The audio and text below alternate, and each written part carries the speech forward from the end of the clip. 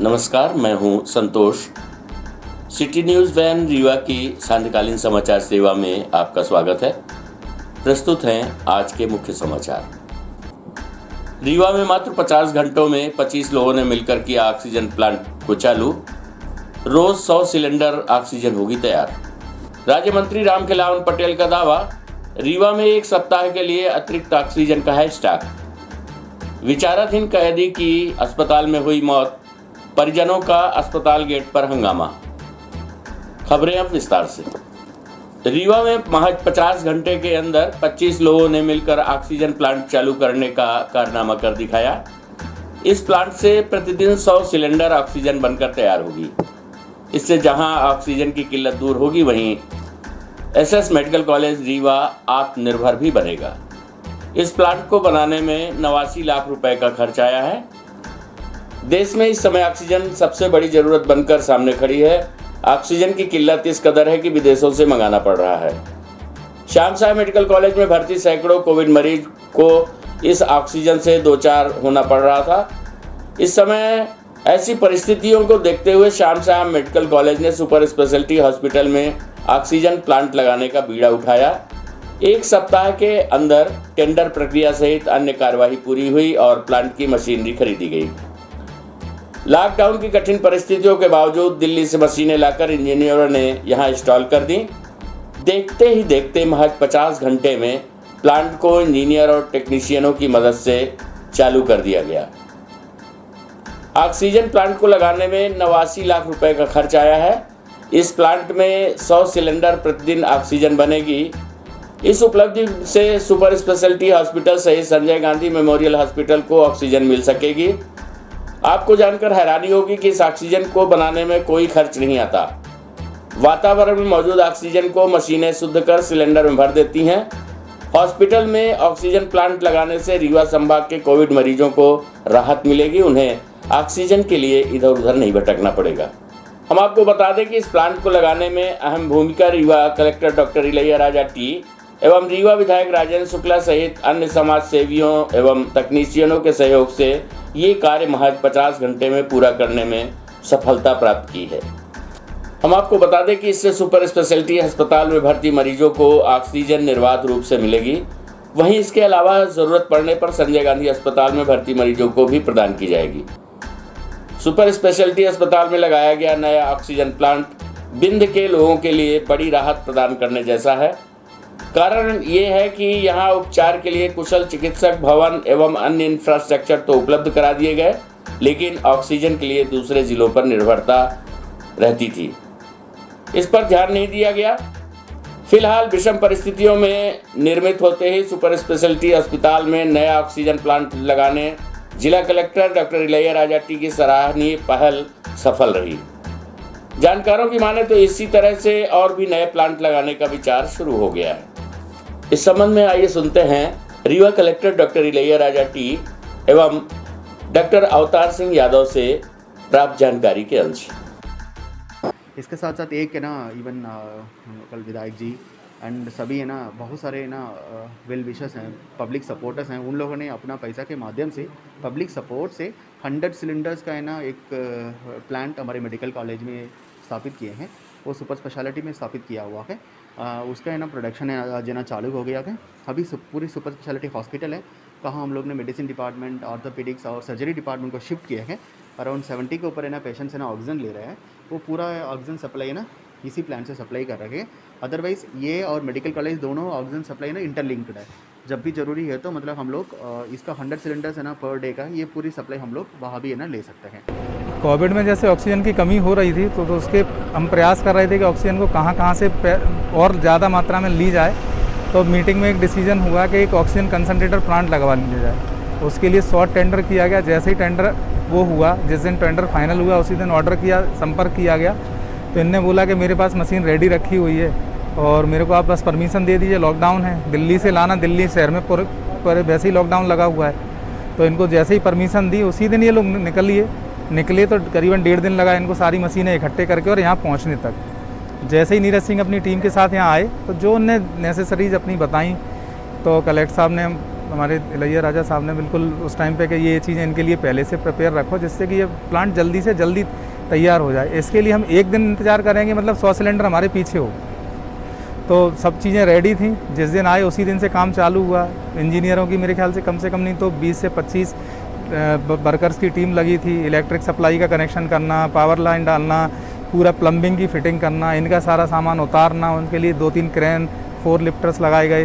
तो ये सब चीज़ें करके जब व्यवस्था हुई, फिर उसके बाद अब इस टाइम पे करीबन 50 घंटे हुए हैं कार्य प्रारंभ किए हुए। और नीरज सिंह जी खुद भी 5-6 लोगों की टीम लगी हुई थी इसमें, क्योंकि उनकी खुद की पाइपलाइन लगाना, क्योंकि हमको ऑक्सीजन की पाइपलाइन से भी जोड़ना था उसको। तो ये सब पूरी टीम लगी थी।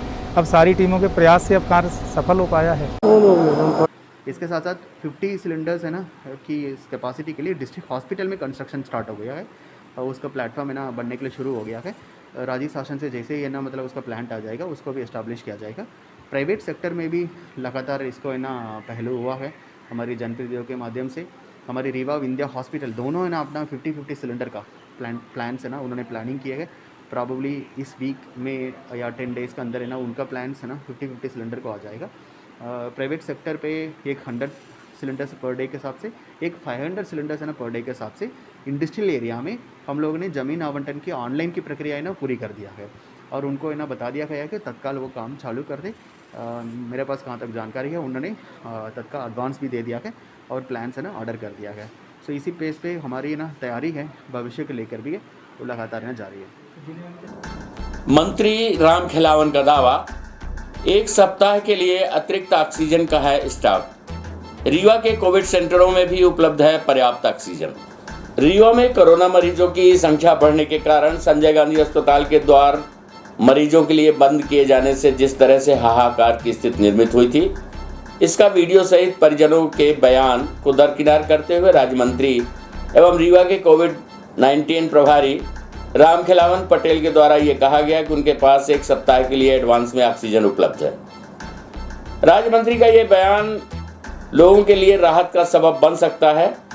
2-3 दिन पूर्व संजय गांधी अस्पताल में जो हालात थे वो शायद चिकित्सकों की गलती थी। आज राज्य मंत्री राम खिलावन पटेल के द्वारा कलेक्ट्रेट सभागार में कोरोना के संबंध में अधिकारियों के साथ बैठक ली गई। बैठक में collector doctor Ilaiya Raja T एवं भाजपा जिलाध्यक्ष डॉक्टर अजय सिंह उपस्थित रहे। आपको बता दें कि पूरे देश में 1 मई से 18 वर्ष से ऊपर के नागरिकों को कोरोना का टीका लगना है, जिसको लेकर पंजीयन की प्रक्रिया चालू है। इसी कड़ी में रीवा जिले में बनाए गए 80 विभिन्न वैक्सीनेशन केंद्रों में व्यवस्थाओं को लेकर आज विस्तार से चर्चा की गई। इसके साथ ही ऑक्सीजन युक्त बेड एवं ऑक्सीजन प्लांट पर भी चर्चा की गई। इस संबंध में मंत्री जी का दावा है कि जिला अस्पताल, संजय गांधी अस्पताल सहित सभी ग्रामीण सामुदायिक स्वास्थ्य केंद्रों पर ऑक्सीजन की पर्याप्त व्यवस्था है। वहीं इस बैठक के पश्चात रीवा राज निवास में कोरोना प्रभारी मंत्री राम खिलावन पटेल ने विधायकों की बैठक ली। बैठक में उपस्थित रहे रीवा सांसद जनार्दन मिश्र, जिलाध्यक्ष डॉक्टर अजय सिंह, सिमरिया विधायक केपी त्रिपाठी, सिरमौर विधायक दिव्यराज सिंह और त्योंथर विधायक श्यामलाल द्विवेदी। वहीं इस दौरान कोरोना वैक्सीन लगवाने हेतु मंत्री जी द्वारा लोगों को जागरूक करते हुए कहा गया कि वैक्सीन एकदम सुरक्षित है, इसे मैंने भी स्वयं लगवाया है। प्रस्तुत है इस संबंध में जानकारी के कुछ अंश। यहाँ ऑक्सीजन पर्याप्त है। हमारे पास अभी ऑक्सीजन की सप्लाई न हो तब भी हमारे पास एक सप्ताह ऑक्सीजन चल जाएगा, इतनी व्यवस्था हो रही है। कुछ ऑक्सीजन एक्सचेंज आ गया था तो हमने जो सतना में एलाइड है कंपनी उसमें स्टोर करा दिया। बेड भी यहाँ पर्याप्त है और वैक्सीनेशन के कलेक्टर साहब को निर्देश दिए हैं कि एक सेंटर तो हॉस्पिटल के साइड में ही है और दूसरे वैक्सीनेशन के सेंटर ऐसी जगह बनाए गए जहाँ पब्लिक सुविधा से पहुँच सके और उसको सोशल मीडिया में, प्रिंट मीडिया, इलेक्ट्रॉनिक मीडिया में आप लोग अपने माध्यम से बता दें कि सब लोग सहजता से वहाँ पहुँच सकें।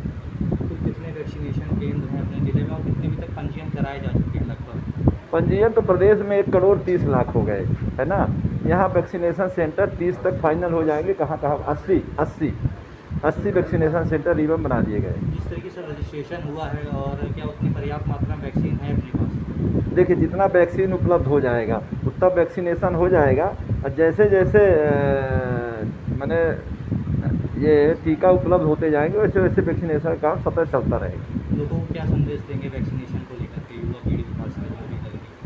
ये तो संदेश हम लोग तो दे ही रहे हैं। आप लोगों को भी प्रिंट मीडिया, इलेक्ट्रॉनिक मीडिया में कहना चाहिए कि वैक्सीनेशन का कोई साइड इफ़ेक्ट नहीं है, किसी को जान का खतरा नहीं होता। साधारण सी बुखार, माने वो भी 1% 2% लोगों को बुखार आता है, 99% लोगों को बुखार नहीं आता। हमने स्वयं वैक्सीनेशन कराया, मुझे बुखार नहीं आया, न सर चढ़ा, कुछ नहीं हुआ। तो हम आप सबको जो जागरूक लोग हैं उनको जनता जनार्दन तक ये बात पहुंचानी चाहिए कि वैक्सीनेशन का कोई साइड इफ़ेक्ट नहीं है। वैक्सीनेशन ही लोगों की जान बचाने का काम कर सकता है। क्योंकि संजय गांधी अस्पताल में मरीजों की भर्ती नहीं हो पा रही थी। नहीं, ऐसा कभी नहीं हुआ। देखिए, हम लोगों ने गांव में भी बनाया है, जिनका बांध नए के नीचे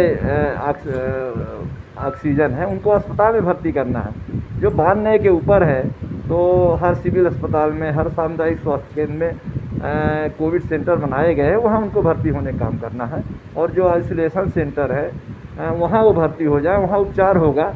अगर वो क्रिटिकल होते हैं तो उनको मेडिकल कॉलेज में, जिला अस्पताल में भर्ती किया जाएगा। स्वास्थ्य केंद्रों के लिए क्या, सामुदायिक स्वास्थ्य केंद्रों के लिए किस तरह की व्यवस्था की जा रही है? ग्रामीण अंचलों में धीरे धीरे कोविड बढ़ता जा रहा है कहीं ना कहीं। हम ग्रामीण अंचलों में हम गोविंदगढ़ गए, सिमरिया गए, सिरमौर गए, जबा गए, आपके तो वहाँ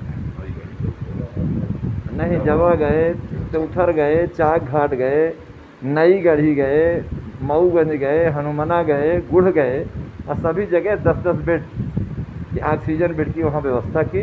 और वहाँ जो कोविड पॉजिटिव आते हैं वहाँ भर्ती होकर उनका इलाज होता है।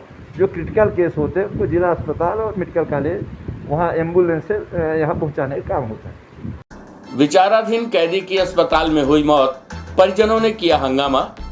कोरोना संक्रमित डेड बॉडी लेने की मांग पर अड़े रहे परिजन। हम आपको बता दें कि रीवा के संजय गांधी अस्पताल में आज विचाराधीन कैदी की उपचार के दौरान मौत हो गई, जिसके बाद अस्पताल प्रबंधन ने बंदी को कोरोना संक्रमित बताकर परिजनों को डेड बॉडी देने से इनकार कर दिया। तब डेड बॉडी प्राप्त करने को लेकर परिजनों ने अस्पताल के मुख्य गेट पर चक्का जाम करते हुए हंगामा कर दिया। साथ ही प्रशासन पर लापरवाही किए जाने के गंभीर आरोप भी लगाए। रीवा जिले के रायपुर कचुलियान थाना क्षेत्र अंतर्गत गोरे गांव के रहने वाले मथुरा प्रसाद साकेत आपसी विवाद के चलते विचाराधीन कैदी के तौर पर केंद्रीय जेल रीवा में कैद थे, जिनकी अचानक तबीयत खराब होने के चलते उन्हें संजय गांधी अस्पताल में भर्ती कराया गया था, जहां पर इलाज के दौरान आज उनकी मौत हो गई। डॉक्टरों के द्वारा विचाराधीन बंदी को कोरोना संक्रमित बताकर परिजनों को डेड बॉडी देने से इनकार कर दिया, जिसके बाद परिजनों ने संजय गांधी अस्पताल के मुख्य द्वार पर खड़े होकर अस्पताल के गेट पर ताला लगाते हुए हंगामा खड़ा कर दिया तथा डेड बॉडी लेने की मांग करने लगे। परिजनों ने पुलिस और प्रशासन पर आरोप लगाते हुए कहा कि जेल के अंदर उनके साथ बर्बरता की गई है, जिसे छुपाने के लिए प्रशासन ने मृतक को कोरोना संक्रमित बताकर डेड बॉडी देने से इनकार कर दिया है। हालांकि मामले की गंभीरता को देखते हुए तुरंत ही मौके पर पहुंचे प्रशासनिक अमले ने मृतक के परिजनों को शांत कराया तथा उन्हें कोविड प्रोटोकॉल के तहत जानकारी देते हुए संक्रमित मरीज की डेड बॉडी का अंतिम संस्कार किए जाने की बात करते हुए उन्हें पुनः घर के लिए वापस कर दिया। इस संबंध में मृतक के भाई का कहना है कि जेल प्रशासन के द्वारा उसे सूचना दी गई थी कि उसके भाई की तबीयत खराब है, लेकिन कुछ ही समय में उसकी मृत्यु की सूचना दी गई और अब शव देने से इनकार किया जा रहा है, जिसकी रिपोर्ट कोरोना पॉजिटिव बताई जा रही है, जबकि 3 दिन पूर्व ही जेल जाने से पहले उसकी रिपोर्ट निगेटिव आई थी। प्रस्तुत है परिजनों सहित नायब तहसीलदार अतीश शुक्ला से प्राप्त जानकारी के अंदर। क्या नाम है आपका? जी मेरा नाम शंकर लाल चौधरी है। यहाँ पे किसको भर्ती कराए थे? क्या हमारे ये जीजा जी हैं, भर्ती नहीं किए थे। इन दूसरे से लड़ाई हुई थी, 2 पक्षों में लड़ाई हुई थी। ये अपने ससुर वहाँ गए थे बहन के यहाँ, और जब 2 पक्षों की लड़ाई हुई तो ये नहीं थे। पुलिस लोगों की चलन की वजह से हमारे मथुरा प्रसाद साकेत को क्या कहते जबरदस्ती गुनाह में फंसाया गया। इनको पकड़ के लाई, पुलिस पकड़ के लाई और सेंट्रल जेल में भेज दी। हमने मजिस्ट्रेट साहब से बेल लिया, और जब बेल लेके आए तो हम मृत घोषित कर दिया गया। सेंट्रल जेल वाले मृत्यु हमारे यहाँ फेंक दिए। क्या इल्जाम? हमारा ये है कि हमारा जो हुआ है सो हुआ है, हमारी बॉडी दी जाए हम जो दोषी हैं उनको जो जांच करके वो किया जाए। हम ये कहते हैं हमारी बॉडी दे दीजिए, हम अपने घर चला जाऊंगा, मैं किसी को नहीं। हमने बॉडी की मास्टर ये देखी है, पड़ी है बॉडी का मारा गया है, ये देखिए बॉडी वहाँ पे पड़ी है। बॉडी पता नहीं कहा, झूठ कर जब पकड़ के लाई, जब जेल में लेके गए तो निगेटिव था कोरोना, और जब मर गए तो कहते पॉजिटिव हो गया। जब अगर पॉजिटिव था तो सबके जेल में क्यों रखे?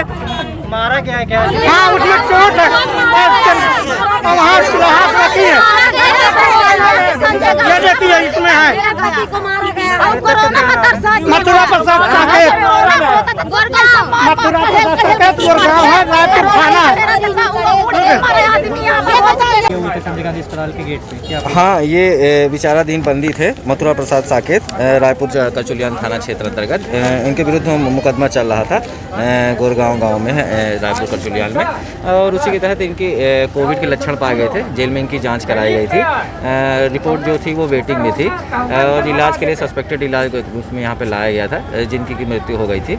उसी को लेकर के यहाँ पर उनके परिजन आए हुए थे कि कुछ शव को देखना चाहते हैं और पीएम कराना चाहते हैं। उसी की मांग को लेकर के यहाँ पर काउंटर एफआईआर की मांग को लेकर के यहाँ पे परिजनों ने संजय गांधी के गेट पर धरना दे रखा था। अभी एसपी साहब से बात हो गई है, एसपी साहब की समझाइश के पश्चात पर, और हम लोग की समझाइश बाद की जुडिशियल जांच भी समझाइश के बाद उन्होंने अपना यहाँ से हटा लिया है। अभी तो इनका कहना था कि अब बॉडी लाए थे तो चिकित्सकों ने पहले ही मृत डिक्लेयर कर दिया था जब जांच भी नहीं हुई थी, तो फिर कैसे कोविड और ये चीज़ें पैकअप किए की? नहीं, तो वो कोविड सस्पेक्टेड के रूप में लाए गए थे, जिनकी जांच रिपोर्ट आज आई है जिसमें से वो पॉजिटिव निकले हैं। कोविड सस्पेक्टेड पेशेंट के रूप में यहाँ वहाँ लाए गए थे, जिनकी जांच के पश्चात में डॉक्टरों ने जैसा उस पर मृत्यु को घोषित किया गया था। सर परिजनों कहना था कि जेल के अंदर मारपीट नहीं, वो तो नहीं हुई, मारपीट का तो ऐसा कुछ नहीं प्रतीत हो रहा है। और जेल के भीतर कोई एक अकेला एक कैदी तो रहते नहीं है कि उनको विशेष रूप से मारपीट किया जाए। 550-700 कैदी हैं वहाँ पर, ऐसा कोई विषय पर प्रतीत नहीं हो रहा। परिजनों का आरोप है, वो मजिस्ट्रियल जांच का विषय है। जो भी जांच में जो भी तथ्य सामने आएंगे, बिंदु आएंगे, उस पर जाँच करके करी जाएगी। मुआवजे की मांग कर रहे हैं, पर ऐसा कोई प्रावधान है नहीं। हम लोग अपनी तरफ से कोविड पेशेंट के रूप में अगर कोई भी होगा तो हम प्रस्ताव बना करके भेज देंगे ऊपर। कोरोना के कहर को देखते हुए शुक्रवार सुबह 6 बजे से सोमवार सुबह 6 बजे तक रहेगा सख्त लॉकडाउन। जिला आपदा प्रबंधन समिति द्वारा बैठक में लिया गया निर्णय। आपको बता दें कि उक्त अवधि में सामान्यतः चिकित्सकीय प्रयोजन के अलावा किसी भी कार्य के लिए कोई भी व्यक्ति को घर से बाहर निकलने की अनुमति नहीं होगी। इस प्रतिबंध में दूध, औषधि, केमिस्ट, अस्पताल, पेट्रोल पंप एवं कोविड वैक्सीनेशन सेंटर पूर्णतः खुले रहेंगे। इसके अलावा औद्योगिक प्रतिष्ठान जिसमें उत्पादन संबंधी गतिविधियां अनवरत चलती रहेंगी। शासकीय उपार्जन के कार्य में छूट रहेगी तथा सार्वजनिक वितरण प्रणाली की दुकानें खुली रहेंगी। इसी प्रकार समस्त शासकीय कार्यालय, राजस्व, पुलिस, बैंक, विद्युत, स्थानीय निकाय तथा अन्य आपातकालीन सेवाएं लॉकडाउन से मुक्त रहेंगी।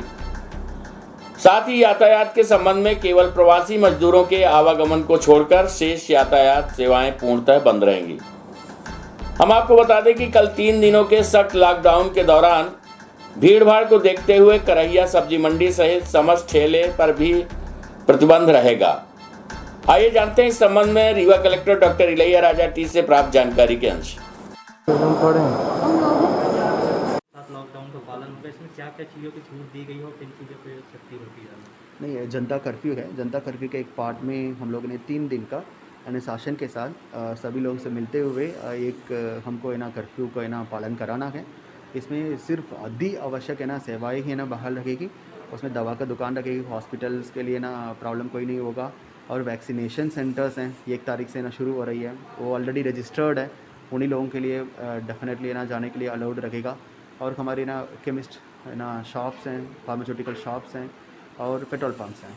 और बहुत ही कम सीमित इसमें पब्लिक ट्रांसपोर्टेशन में जब कोई आता है, हमारा मजदूर वगैरह आता है, उनको ले जाने के लिए पब्लिक ट्रांसपोर्ट अवेलेबल रहेगा। अदरवाइज़ सब काफ़ी रिमेनिंग सारी चीज़ें बंद रहेगा। सभी नागरिकों से अपील है कि जनहित में ही मतलब एक डिस्ट्रिक्ट क्राइसिस मैनेजमेंट कमेटी के द्वारा ये फैसला लिया गया है, इसको अनुशासन के साथ हम लोग पालन कराया जाए। जल्दी ही हम लोग इस गंभीर महामारी से बाहर आए। सब्जी के लिए क्या रहेगी? नहीं, हम लोग इसलिए पहले ही बता दिया है कि ये है नेक्स्ट 3 डेज में ना ये अवेलेबल नहीं रहेगा। दो पक्षों के आपसी विवाद में चले लाठी डंडे, हुआ पथराव। विवाद के दौरान ट्रैक्टर ट्राली में लगा दी गई आग। हमले में दोनों पक्षों के आधा दर्जन लोग हुए घायल। थाने पहुंचा मामला। हम आपको बता दें कि घटना सुहागी थाना अंतर्गत बड़ा खुर्द गांव की है, जिसका लाइव वीडियो सामने आया है। सुहागी थाना क्षेत्र के अंतर्गत गुरुवार सुबह बड़ा खुर्द गांव में जमीनी विवाद में दोनों पक्षों ने लाठी भांजी। विवाद के दौरान एक ट्रैक्टर ट्राली को भी आग के हवाले कर दिया गया।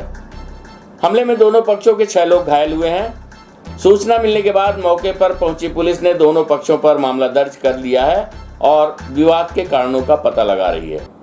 प्रस्तुत है इस घटना का लाइव वीडियो।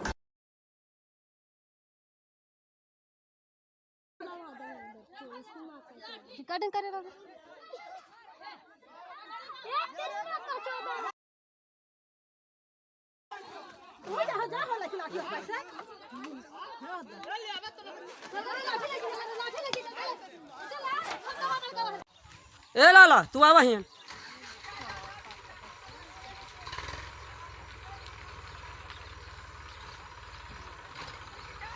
टाली कुन हो टायरे बस जी, कोई टेंशन नहीं।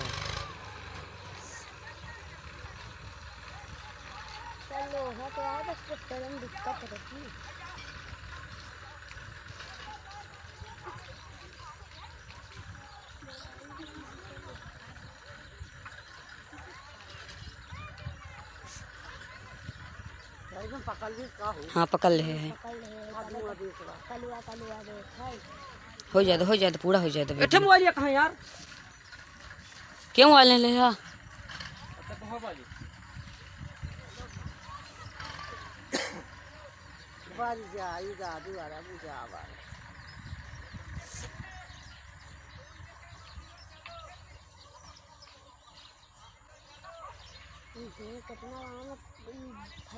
अल्लाह लगे जा हम तारे के जा तारे हमने जा तारे के बड़ा जा।